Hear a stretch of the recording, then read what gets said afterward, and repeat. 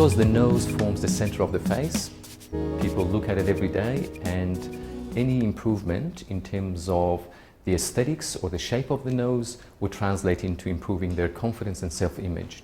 And that does tend to translate into the other aspects of their lives. Also, there are many people who struggle with day-to-day lives in terms of their breathing. They snore at night, their partners aren't happy, and the transformation that they have after improving their airway impacts every aspect of their daily lives. When I see patients, I would like to understand what they would exactly like to be done with the nose. And then I go through and explain in a PowerPoint the anatomy of the nose and tell them exactly what is involved in altering that specific part that they want to get them the desired look.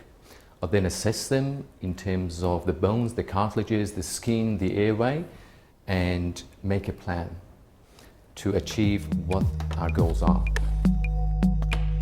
Despite what people think, this procedure is actually quite painless. People generally take Panadol or sometimes nothing. It's fairly comfortable. They do have some bruising. Risk of bleeding is very minimal. They may or may not have a packing inside the nostrils.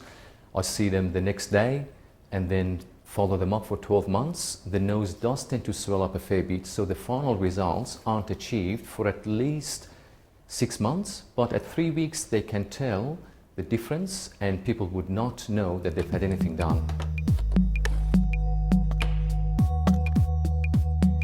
When I did my training in Australia, I learned the open technique of rhinoplasty, meaning that there's an incision that's made in the columella or this part of the nose, but that leaves a permanent scar. However, it gives you great structural support.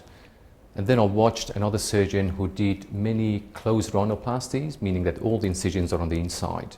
That does tend to weaken the nose. And then I developed techniques that, without making that external incision, I still retain the structural support of the nose and apply the open technique of rhinoplasty in a closed fashion. And as far as I'm aware, I'm the only one in Victoria who does this technique.